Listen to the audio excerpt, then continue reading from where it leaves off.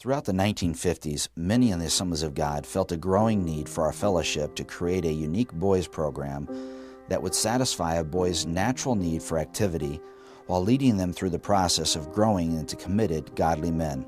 In 1960, Reverend Burton Pierce was hired as the new National Director of the Men's Fellowship Department of the Assemblies of God. During that time, when he first came, he was tasked with a very important job, and the job was to determine what to do about the boys in the Assemblies of God.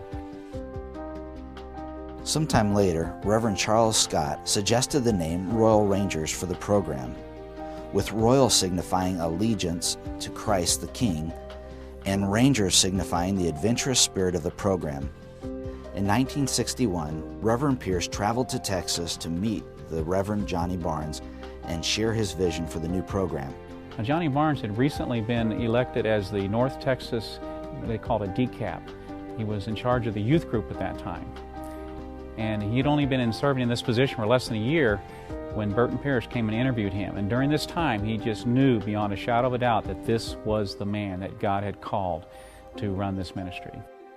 Soon after, Johnny Barnes was appointed the first national commander of the Royal Rangers program and began his work on January 1, 1962. And of course, Johnny started it all. Johnny wrote the first boys' handbooks. He wrote the first leader manual. He wrote the first Pioneer and Trailblazer and Air Sea Ranger handbook. He started the National Training Camp program, which was the core training program on the national level for all Ranger leaders. Royal Rangers was officially announced in the September 23, 1962 edition of the Pentecostal Evangel with a stated purpose to instruct, challenge, and inspire our boys in the areas of Bible doctrine, Christian service, moral conduct, and the basic beliefs of our church through interesting activities that boys enjoy. Commander Barnes knew the keys to success for this new program were communication and training. New leaders had to be trained and equipped to ensure the success of their outposts. Royal Rangers just exploded. It began to just take off, and it impacted thousands and thousands of boys and men's lives. During this time, Johnny developed all kinds of training programs and methods of reaching boys and training leaders. In 1963, Bob Reed was appointed as the first National Training Coordinator and was tasked with the responsibility of developing training materials for Royal Rangers leaders. That fall, the first issue of Dispatch magazine was published. This quarterly magazine served as a valuable resource for Royal Rangers leaders and included weekly Bible study course and a planning guide. In 1968, the first national training camps were conducted, providing leaders with hands-on training in camping skills, outpost leadership, and program administration. During this time, Johnny was thinking, what if we had our own campground, a place to be able to pull people together from all over the country and the world and have our own setting and our own location where we could actually have something that's just designed and built to handle these type of events, because these were growing. Thousands of people were coming to these events. Royal Rangers achieved a major milestone in 1985 with the purchase of a 1,500-acre property near Eagle Rock, Missouri. Through the years, Camp Eagle Rock has been the home of numerous national camporamas, rendezvous, training events, and serves as a tremendous asset and resource for the Royal Rangers program.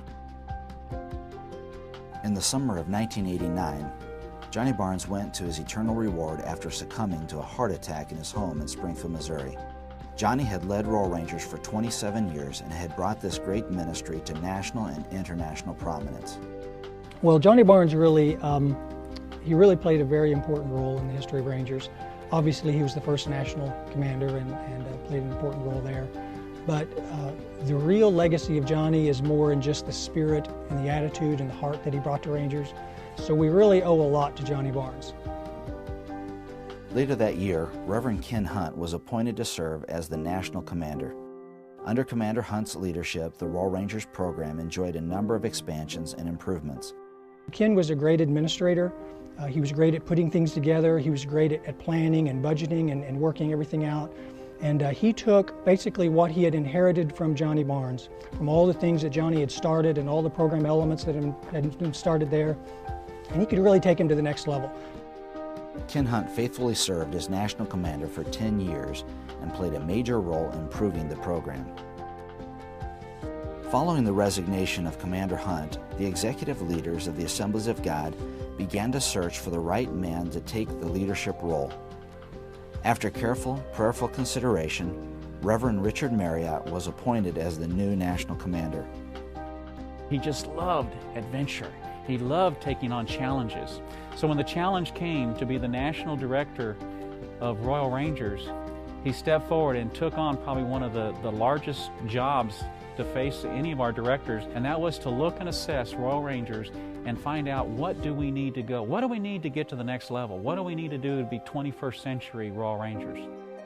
All new written curriculum was developed, giving the outpost leader everything he needs to run a fun and productive weekly meeting.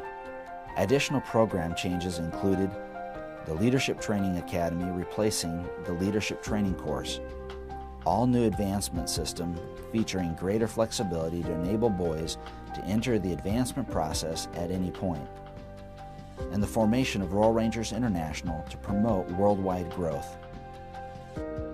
In 2007, Richard Marriott stepped down from his role as national commander, having served the national ministry for 8 years. In his place was appointed Reverend Doug Marsh, the director of Royal Rangers International. Doug had grown up in the program while serving with his parents as missionaries in South America, and had started Royal Rangers International in 2002 to advance the growing worldwide ministry.